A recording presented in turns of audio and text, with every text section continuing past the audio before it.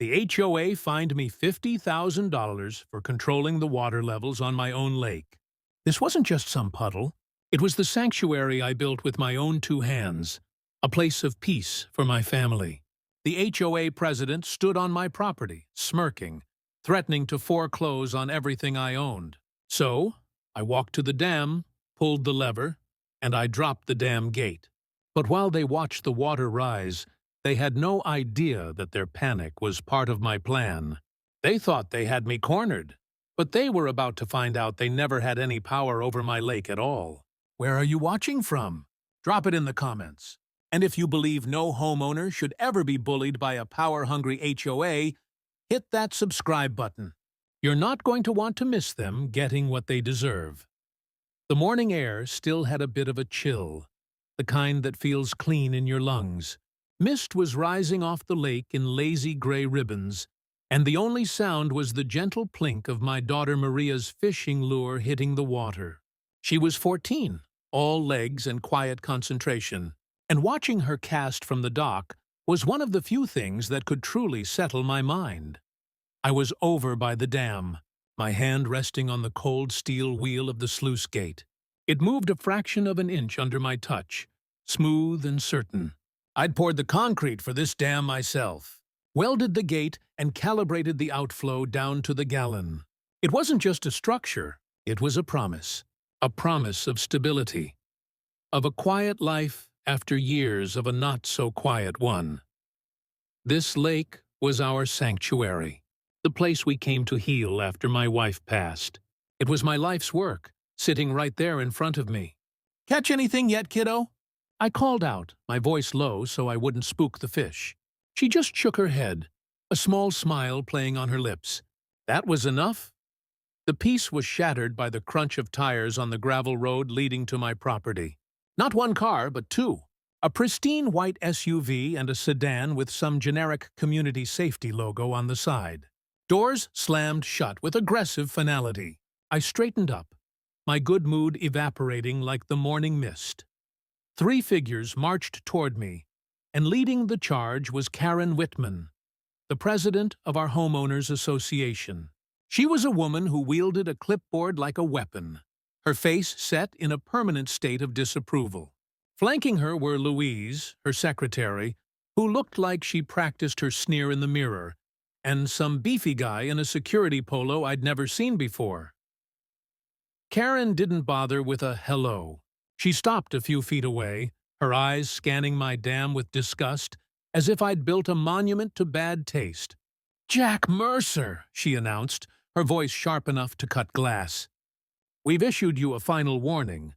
Your unauthorized manipulation of the community water table has to stop immediately." I just looked at her, then at the lake, on my land. "Karen, we've been over this. I'm not manipulating a community water table. I'm managing the water level on my own private property to prevent erosion. It's basic engineering." She let out a short, humorless laugh. "Oh, we've heard all about your engineering background. It doesn't give you the right to violate Covenant 17B subsection D. We held an emergency board meeting. You're being fined." She had Louise step forward and shove a thick envelope into my hand. "What is this?" I asked, though I had a sinking feeling in my gut. Karen's smile was pure venom. "That is a fine for $50,000 payable within 30 days for non-compliance and endangering community property." $50,000. The number just hung there in the air, sucking all the oxygen out of the morning. It was an impossible, absurd figure. It was designed to break me. I looked over at the dock. Maria had reeled in her line and was watching us, her small frame tense with fear. That's what got the anger started. A slow burn deep in my chest. This wasn't about a covenant. This was about power. "You can't be serious, Karen," I said, my voice dangerously calm. "This is harassment. The fine is completely baseless." She puffed out her chest. "It's all in the bylaws you agreed to when you bought your house, Mr. Mercer. We have the authority. If you refuse to pay, we will put a lien on your property.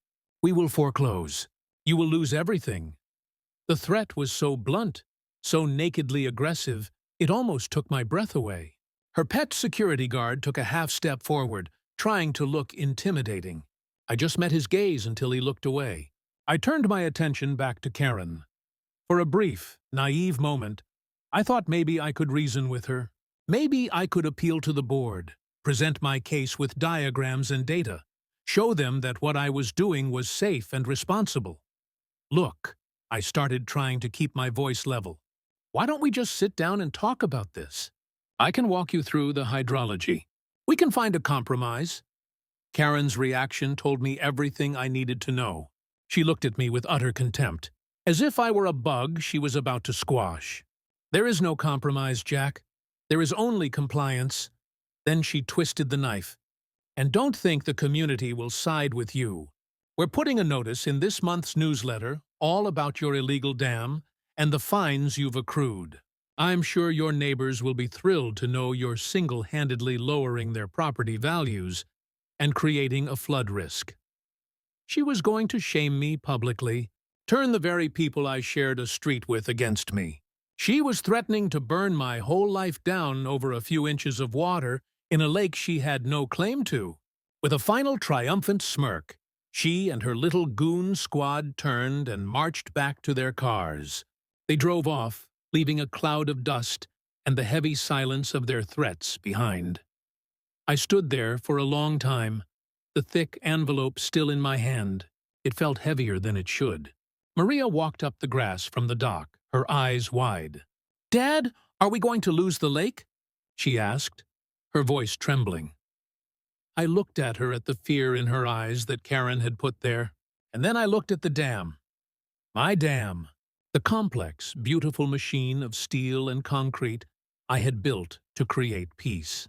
And in that moment, something inside me shifted. The patient craftsman, the reasonable neighbor, he was gone. In his place stood the man who understood that you don't negotiate with bullies who want to take everything from you. You don't appeal to their better nature because they don't have one. You use the tools you have. You use their own arrogance against them. And you build a plan they never see coming. I looked at the water, then at the dam gate, and for the first time, I didn't see it as a tool for peace. I saw it as a weapon, and I was going to use it. The first $50,000 fine wasn't the last. It was just the opening shot. A week later, another envelope arrived in the mail. This one for $10,000, citing continued non-compliance. Then came a $5,000 penalty for an unauthorized structure, which was the small wooden dock Maria fished from. They were just throwing numbers at the wall to see what would stick. The harassment became a part of our daily routine. Every few days, the white SUV would crawl down my road, pausing just long enough for Louise to lean out the window and snap pictures with her phone. They called them inspections. I called it what it was: intimidation. The neighborhood began to change. Conversations would stop when I walked past. People I'd known for years, like Bill Thompson from down the street, would suddenly find something interesting to look at on the ground if I made eye contact. Karen's newsletter had done its job. I was now Jack Mercer, the reckless engineer with a dangerous homemade dam that was going to flood them all in their sleep.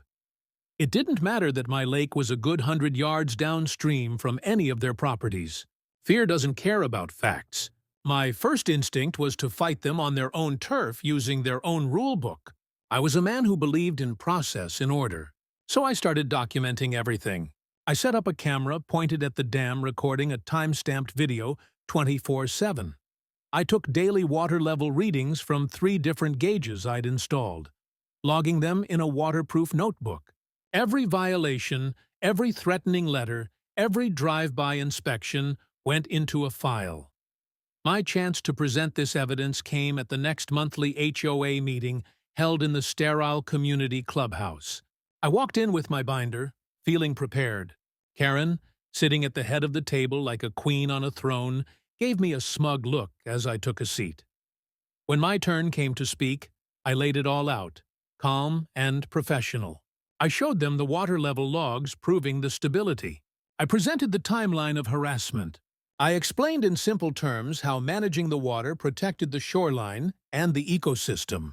For a moment, I saw a flicker of understanding in a few of the neighbors' eyes, but Karen was ready. "Thank you for your presentation, Mr. Mercer," she said, her voice dripping with condescension. "But our experts have reviewed the situation, and they disagree." Her experts? She had no experts. She had Louise, who probably used a Ouija board for her engineering advice. She shut me down, steamrolled my points with procedural nonsense, and the board, a collection of timid yes-men, just nodded along. I walked out of that meeting feeling a cold fury. They didn't want facts. They wanted a villain, and they had already chosen me. It was clear that playing by their rules was a losing game. The rules were whatever Karen decided they were on any given day. So I took a different approach. I was going to prove beyond any shadow of a doubt that my dam was not only safe, but expertly maintained. I didn't need to hire an expensive firm. I had the skills myself. I conducted a simple 3-part structural check, and I documented every step on video. First, the water gauges. I brought the camera in close to the steel markers I'd driven into the lake bed years ago. I explained how the lines on the markers correlated with my daily logbook proved the water level had never fluctuated more than 3, even after heavy rains. There was no surge, no risk. It was stable as a rock. Second, the dam integrity test. I used a small handheld sonar device, the kind used to check for stress in concrete foundations, and ran it along every inch of the dam's face above and below the water line. The readout showed a solid green line. No cracks, no fissures, no weaknesses. I even hit the concrete with a calibration hammer, explaining how the clean ringing sound meant there were no hollow spots inside. It was perfect. Third, the erosion check. I walked the camera along the banks of the lake and the small creek that fed out from the dam. I pointed out the thick root systems of the willows I'd planted, the solid ground, the lack of any soil washing away. "This," I said to the camera, "is what a healthy, stable embankment looks like. This dam prevents erosion. It doesn't cause it." I compiled the video and a 1-page summary into a report and had it notarized. I sent a copy to the HOA board via certified mail. This wasn't my opinion anymore. This was hard, verifiable proof. A few days later, my phone rang. It was Karen. Her tone was completely different. It was soft, almost friendly. "Jack," she said, "we received your report. It was very thorough. Look, maybe we got off on the wrong foot here. I've been thinking maybe we can find a middle ground." A wave of relief washed over me. It was so powerful it almost made my knees weak. Maybe this nightmare was finally over. Maybe logic and reason had actually won. She said she'd talk to the board, see about rescinding the fines if I agreed to a formal annual inspection by an engineer of their choosing. It seemed fair. I agreed. That night, I told Maria the good news. I saw the knot of worry in her shoulders loosen for the first time in weeks. "See," I said, trying to convince myself as much as her. "It's going to be okay." But the next day, another certified letter arrived. This one wasn't from the HOA office. It was from a law firm downtown. My hands trembled slightly as I tore it open. It was a formal notice. Karen hadn't been negotiating a truce. She'd been buying time while her lawyers drafted this. The letter was cold and brutal. It stated that, based on their findings, my dam posed an imminent and catastrophic risk to the community. It said my notarized report was irrelevant. And then came the final paragraph. I had 72 hours to relinquish all control of the dam gate mechanism to an HOA-appointed contractor.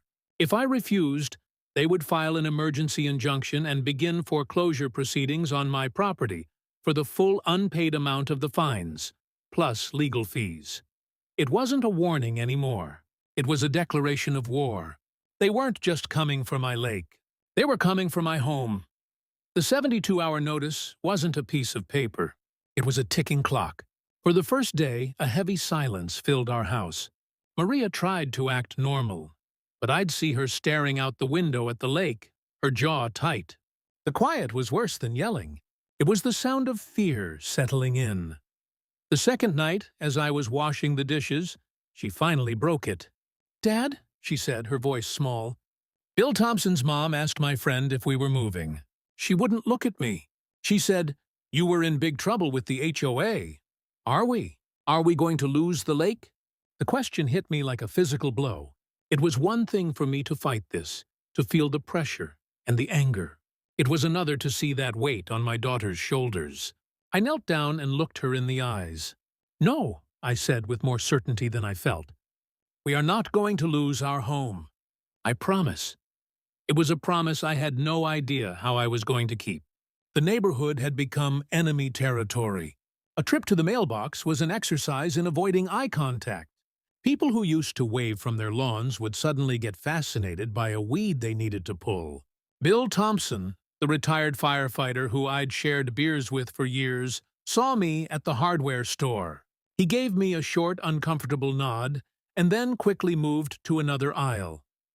He was a good man, but fear is contagious, and Karen was a master at spreading it. They were all afraid of being her next target, afraid of their own property values, afraid of the lies she was spinning about my catastrophic dam. That isolation was a weapon, and Karen was using it to cut me off and leave me exposed. She wanted me to feel alone, and for a little while, it was working.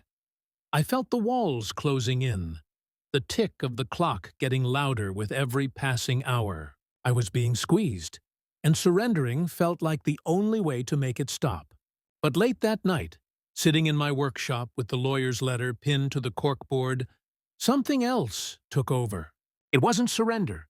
It was the old training kicking in, the part of my brain that sees a problem not as a roadblock, but as a tactical challenge. They wanted a war, so I was going to give them one. But I wouldn't fight it on their terms. I wasn't an engineer defending his work anymore. I was a veteran gathering intelligence for a counteroffensive. I pulled out my old surveyor's transit and a set of topographical maps of the county. For the next 3 nights, after Maria was asleep, I worked under the single dim light of my desk lamp. I wasn't just rechecking my own property lines. I was mapping the entire watershed. I calculated the flow rates from every culvert and drainage ditch in the neighborhood. I measured the exact elevation of Karen's prized rose garden and the manicured front lawn of every board member's house.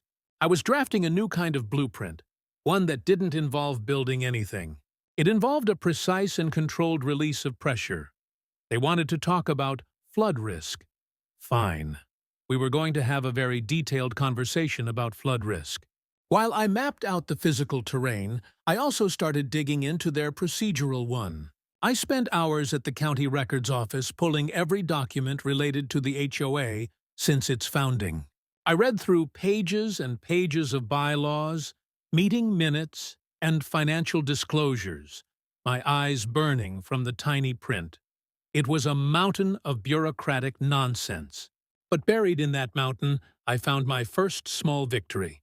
On a series of fines issued over the last year for things like mismatched mailbox colors and unapproved garden gnomes, the authorizing signature wasn't Karen's. It was Louise Reynolds.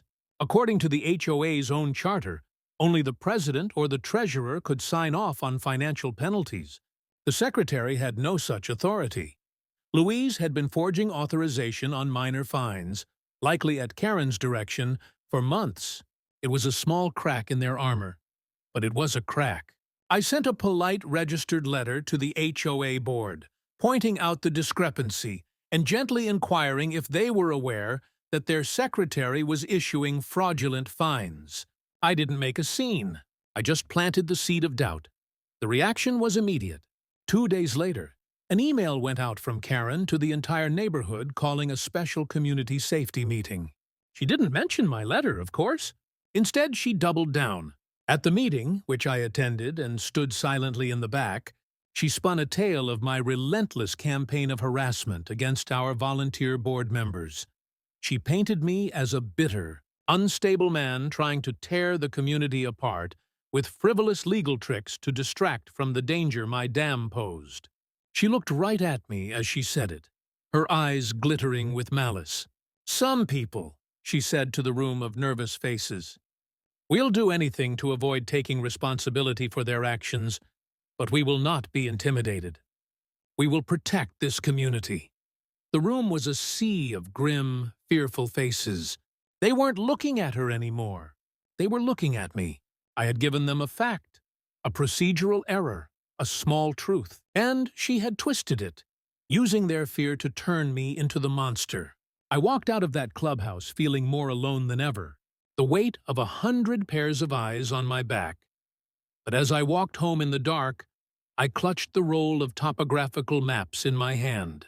They could believe her lies for now, but you can't lie about gravity. You can't lie about the direction water flows, and I was getting very, very close to showing them the truth. The pressure was no longer a distant threat. It was a physical presence in my home. You could feel it in the way Maria would tiptoe around me when I was poring over documents at the kitchen table, the way she'd flinch whenever a car slowed down on our road. The fines had become a running joke in hell. They'd surpassed the price of a new truck and were now approaching the value of the house itself. $75, then $80, then $100,000 after they tacked on penalties for my failure to cooperate. And the legal fees their lawyers were gleefully billing. We were bleeding out, and Karen was holding the knife. For the first time, I seriously considered giving up. I sat in my workshop one night, the foreclosure notice staring me down, and I weighed the cost. I could lose the house. Maria could lose her home, the only one she'd ever really known. Was my pride worth that? Was this stubborn need to be right worth her future? I pictured myself walking out to the dam, handing the keys to the gatehouse over to some stranger in a hard hat, and just letting it go. The thought filled me with a hollow, sickening sense of relief. Maybe that was the answer. Just surrender and make the pain stop. That flicker of doubt, that moment of weakness was exactly what Karen had been waiting for. The final push came at another HOA meeting a week later. I went not to fight, but mostly to show I hadn't been broken yet, even though I felt like I was crumbling from the inside. The room was packed. Karen was holding court, going on about community standards and the importance of rules. Then she opened the floor for comments, and her eyes found me in the crowd. "Does anyone else have concerns about Mr. Mercer's ongoing violations?" she asked sweetly. A hand went up. It was Tom Gable, a man who lived 3 streets over. I'd helped Tom fix his septic pump last fall. We weren't best friends, but I thought we were friendly. He stood up, avoiding my gaze, and faced the board. "I do, Karen," he said, his voice shaky, but loud enough for everyone to hear. "I'm worried. I mean, we're all supposed to follow the same rules. My wife got a notice because our trash cans were visible from the street. We fixed it. We complied. Some of us don't have fancy engineering degrees to hide behind when we break the rules." A murmur went through the room. He wasn't done. He turned slightly, looking in my direction now. "Frankly, I'm tired of one man holding this entire neighborhood hostage with his ego. This isn't about water levels. It's about a guy who thinks he's above the law." The public humiliation was absolute. It was a perfectly executed betrayal, and Karen drank it in, her face a mask of faux concern. He was saying what she'd been whispering in everyone's ears for weeks. He was their voice, the voice of the frightened mob she had created. I didn't say a word. There was nothing to say. I just stood up and walked out of the clubhouse, the silence of the room following me out the door. The fight was over. I had lost. The community was against me. The fines were unpayable, and the legal battle would drain what little I had left. They had won. I got home that night and just sat in the dark for a long time. Maria came and sat next to me, not saying anything, just resting her head on my shoulder. All the fight was gone. All that was left was a deep, aching despair. I had failed. I had failed my daughter. Failed the promise I made to her mother, to always protect this place for them. In the early hours of the morning, unable to sleep, I found myself back in the workshop. I wasn't planning, wasn't fighting. I was just cleaning, organizing paperwork for the inevitable surrender. I picked up the original deed to my property, the thick, folded document I'd received 20 years ago. It felt like a relic from another lifetime. Next to it was the pile of legal threats from the HOA's lawyers. On top was a glossy color-printed map they'd included with their last filing. It showed the entire housing development with property lines marked in neat black ink. My lot was clearly outlined, and so was the lake. It was labeled Community Drainage Easement 3A. It was their key piece of evidence, their claim to authority. On a whim, I unfolded my old deed. Tucked inside was a copy of the original county plat map from when the land was first subdivided, decades before the HOA even existed. The paper was yellowed and brittle. I spread it out on the table under the light next to the HOA's shiny new map, and then I saw it. My heart stopped. It was a detail so small, so simple, I'd overlooked it 100 times. The two maps were not the same. On the county's official plat map, the boundary of the subdivision, the legal jurisdiction of the homeowners association, was a solid black line that ran along the old stone wall at the edge of the woods. On the HOA's map, that line had been moved. They had just redrawn it to include the creek and the entire basin that formed my lake. According to the original legally filed document, the HOA's authority ended a full 50 FT before my dam even began. They had no easement, no jurisdiction, no authority. They hadn't just been wrong. They had been trespassing all along. And I finally had the weapon I needed to burn their entire kingdom to the ground. The feeling of holding that old plat map was like finding a key you didn't know you were missing. The despair of the last few weeks vanished, replaced by a cold, clear certainty. This wasn't going to be a battle of opinions in a stuffy clubhouse anymore. This was going to be a physics demonstration. My plan was simple, precise, and timed to the minute. I spent the morning making a few calls. The first was to the County Water Authority, informing them I'd be conducting a brief high-volume flow test on a private dam for structural and drainage analysis, which was technically true. The second was a non-emergency call to the fire department, giving them a heads-up about the same test, ensuring them all water would be contained on my property and pose no risk to public. Infrastructure. It was about creating a paper trail, about being the only responsible adult in the room before the chaos even started. Maria knew something was different. I just told her I was running an important test and that she should probably stay inside and watch a movie. She saw the look in my eye and just nodded. She trusted me.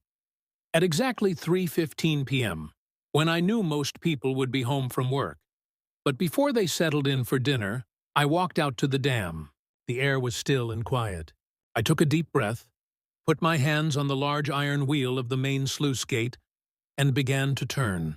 It was heavy, a wheel that was designed to move only with deliberate intention. There was a low groan from the gears, a sound of immense energy being reluctantly released. Then came the sound of water. It wasn't the gentle trickle of the normal outflow. It was a roar. A controlled, focused torrent surged through the gate, pouring into the narrow creek bed I had designed as the dam's primary spillway. It was loud enough that I knew heads would be turning a quarter-mile away. The show had begun. I didn't just dump the water randomly. My calculations had been precise. The creek bed, which ran along the edge of my property, followed the exact legal boundary line shown on the old plat map, the real boundary line. The water filled the creek, then spilled over its banks, exactly as I had planned, turning the dry, scrubby patch of land between my property and the manicured lawns of the subdivision into a shallow temporary river. It crept across the ground, a sheet of silver water, until it reached the old stone wall that marked the true edge of the HOA's jurisdiction, and there it stopped. The water lapped against the stones, perfectly contained, turning the pristine common area just on the other side into waterfront property. The most beautiful part, Karen Whitman's prize-winning rose garden, the one she lorded over everyone, was planted just outside that stone wall. The water pooled around the base of every single one of her precious bushes, swamping them in 6 in of murky lake water. Within minutes, my neighbors started to emerge from their houses. their faces a mixture of confusion and alarm. Bill Thompson was the first one to march toward me, his face grim. "Jack, what in the hell are you doing? Are you trying to flood us all out?" He stopped short when he saw the scene. He saw the roaring water, but he also saw that it wasn't coming any further. It had formed a perfect shimmering line right at the stone wall. I didn't raise my voice. I just stood calmly by the dam controls holding a small stack of papers. "It's okay, Bill," I said. "This is just a demonstration." Other neighbors were gathering now, drawn by the noise. Tom Gable, the man who had publicly shamed me, was there, looking pale. "I'm proving a point," I continued, my voice carrying over the sound of the water. "The HOA has been fining me based on their claim that they have authority over this lake. I'm about to show you all why they're wrong in 3 simple steps." I held up one of the papers. "First, this is a hydrology map I drew myself. It showed me exactly where the water would go. It's not magic. It's just math. You can see for yourselves. It hasn't crossed that stone wall. Your properties were never in any danger." I pointed to the contained flood. "Second, this is a copy of my permit from the county to build this dam 20 years ago. The HOA isn't mentioned anywhere on it because they have no legal standing here." Then I held up the final sheet, the crown jewel. "And third, the most important piece of all. This is the official county plat map from my home's deed. And this," I said, holding up the glossy map Karen's lawyers had been sending me, "is the map the HOA uses. Take a look." I started handing out copies. A low murmur spread through the crowd as they compared the 2 maps. They saw it. They saw the line. They saw the lie. "Their authority," I said, my voice cutting through the noise.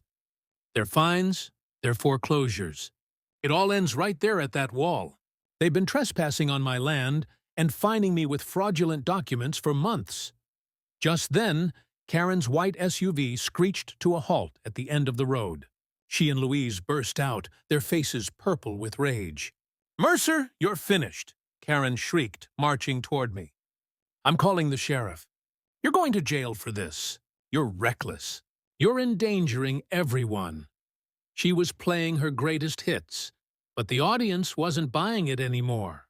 They were all holding the maps, looking from the paper to the water to Karen, the gears turning in their heads. She tried to storm past them to get to the dam controls herself. "I'm shutting this down!" she yelled. I just put a hand up. "I wouldn't touch that if I were you, Karen. This is private property, and my camera is recording. Tampering with my equipment is a felony." She froze, her hand hovering over the wheel. For the first time, she looked uncertain. She was a bully with no one left to bully. Her power wasn't real, and for the first time, everyone could see it. Her face flushed with humiliation. She spun around to face the silent, watching neighbors. "This isn't over!" she screamed, her voice cracking. "I'm calling an emergency board meeting tonight. We'll see who has the authority then." She and Louise retreated to their car and sped off, leaving a cloud of dust and a crowd of very confused, very thoughtful homeowners. They were all still holding my maps. Karen thought she was calling a meeting to regain control, but I knew better. She was calling a meeting to face her execution. The community clubhouse was a powder keg, and Karen Whitman had just lit the match. When I walked in, Bill Thompson was right beside me, a silent, solid presence that spoke louder than words. The room was packed, standing room only. The air was thick with tension, a mix of fear, anger, and the sour smell of stale coffee. Every single person in that room had either seen my demonstration with their own eyes or had a neighbor breathlessly describe the perfect, shimmering line of water that stopped exactly where my property ended. They were all holding the copies of the maps I'd handed out, comparing the fraudulent HOA version with the official county plat map. Karen was at the head table, flanked by a pale-looking Louise and the rest of the board members who looked like they were waiting for a firing squad. She banged her gavel, the sound unnaturally loud in the silent room. "This emergency meeting is now in session," she announced, her voice tight with forced authority. We are here to address the reckless and dangerous actions of one individual who has put this entire community at risk. She was trying to frame it, to seize the narrative before it could be taken from her. But it was too late. The story was already out. Before she could continue her speech, a hand went up in the back. It was Bill. He didn't wait to be called on. He just stood up, his old firefighter's frame filling the space. "With all due respect, Karen, I think we've heard enough about risk from you," he said, his voice a low rumble that commanded attention. "I was there this afternoon.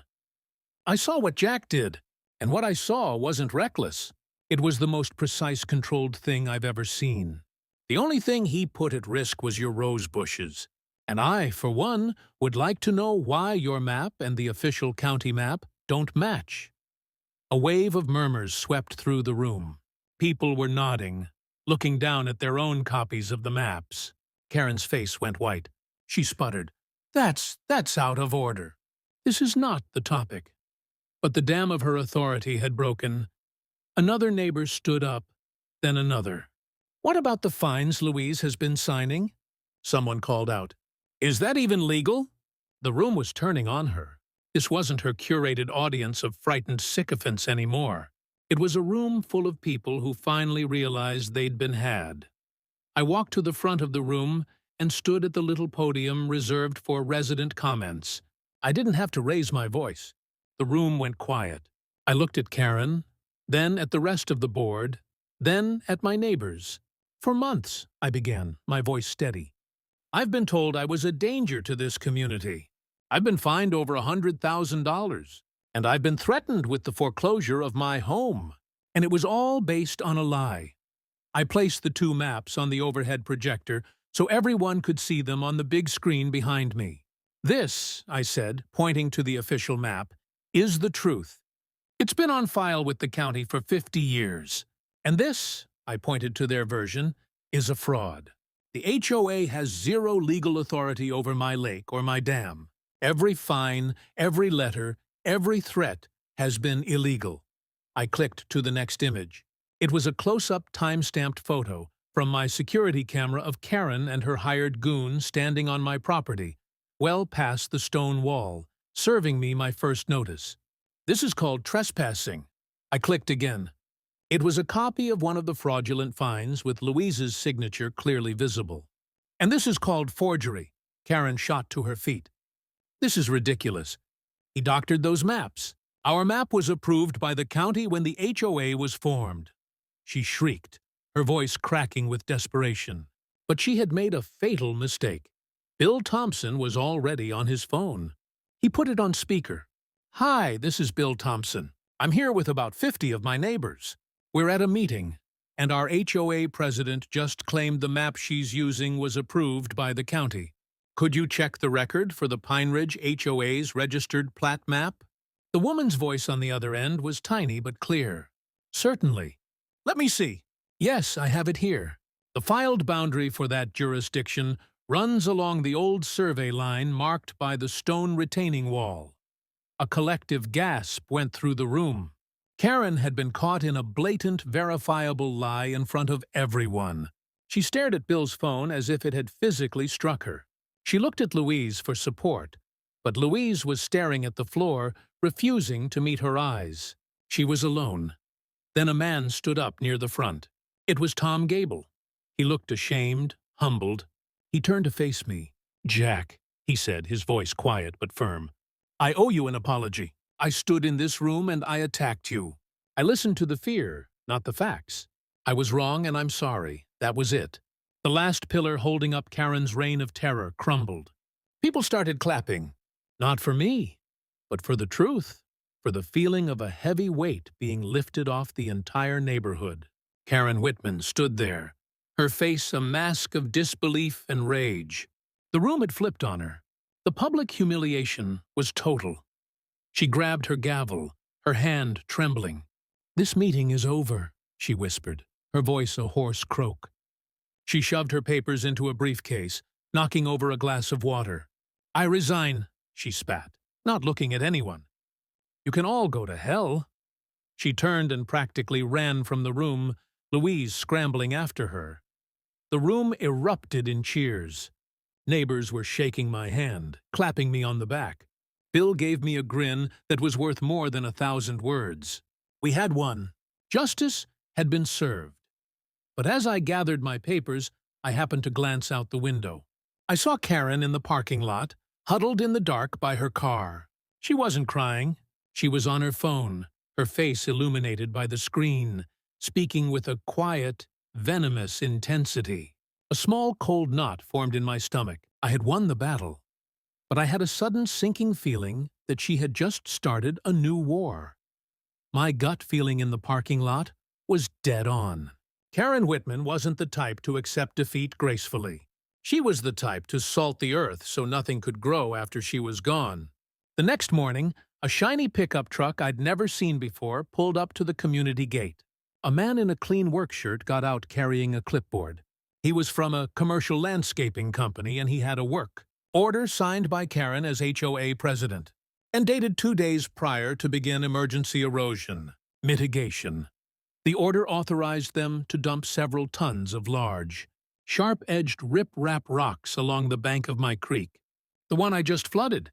The driver had no idea what was going on. He just had his orders. It was a vicious final act of sabotage.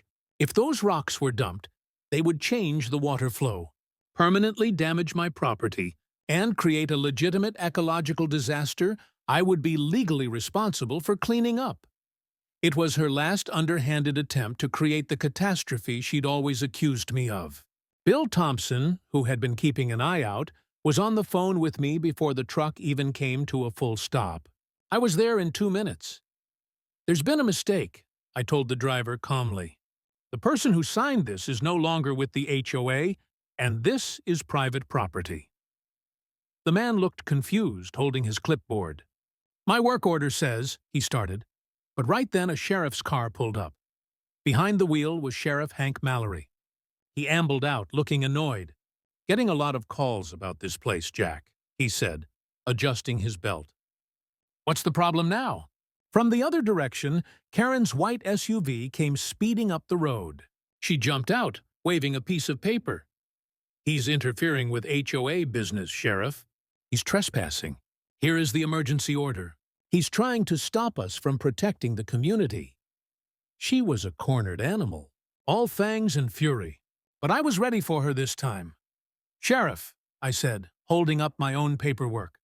"That woman resigned last night in front of 50 witnesses. She has no authority here. Furthermore, this document she's showing you is an order for work on my private land, which she has no right to alter. It's not an HOA matter." Sheriff Mallory looked back and forth between us, the gears turning slowly. This was now a simple jurisdiction problem, the kind a small-town cop understood. Karen, seeing him hesitate, made her final fatal mistake. She turned to the truck driver. "Just dump the rocks now. Do what you're paid to do." The driver looked at the sheriff, who held up a hand. "Nobody's dumping anything until we sort this out." It was that moment of hesitation from the law that finally broke her. I walked over to Sheriff Mallory and quietly handed him a folder. "It's all in there, Sheriff. The fraudulent maps, the forged fines, the official county record of the property line, and time-stamped video of her on my property after being warned." The sheriff opened the folder, and his whole demeanor changed. His face went from bored to very, very serious. Karen must have seen the look in his eyes because a flicker of real panic crossed her face. The bluff was over. "Karen Whitman," the sheriff said, his voice now flat and official. "I think you need to come down to the station with me. We have a few things to talk about concerning fraud and falsifying documents." Karen's jaw dropped. "What? This is an outrage." "You can't," he cut her off. "I can, and I am." 2 days later, the news came out. Karen was facing charges for fraud, forgery, and a few other things the DA's office cooked up. Louise Reynolds, in exchange for her testimony, got off with a lesser charge and was removed from her position. The HOA's house of cards had completely collapsed. In the weeks that followed, the neighborhood transformed. We held a new election. Bill Thompson was voted in as the new HOA president. His first official act was to draft a resolution which passed unanimously that formally voided every fine Karen had ever issued against me and officially recognized the legal boundary of the HOA at the old stone wall. He also instituted a new bylaw requiring a third-party audit of all HOA finances every year to make sure no one could ever use the community's money as a weapon again. The atmosphere changed from one of fear and suspicion to one of relief and cooperation. People started talking to each other again. Tom Gable organized a neighborhood barbecue down by my lake. It felt strange at first seeing all those people on my property, not as trespassers, but as guests. Maria spent the afternoon teaching kids how to fish from the dock, the same dock Karen had tried to find me for. As the sun set, casting a golden light across the water, Bill clapped me on the shoulder. "You know, Jack," he said, looking at the peaceful scene, "you didn't just save your own place, you saved the whole neighborhood." And for the first time in a long time, looking at my daughter laughing by the water's edge, I felt the truth in those words. This lake wasn't just a sanctuary for my family anymore. It was a testament to the fact that when a community stands together, no bully, no matter how powerful they seem, can ever truly win. The quiet was back. But this time it wasn't the silence of fear. It was the sound of peace.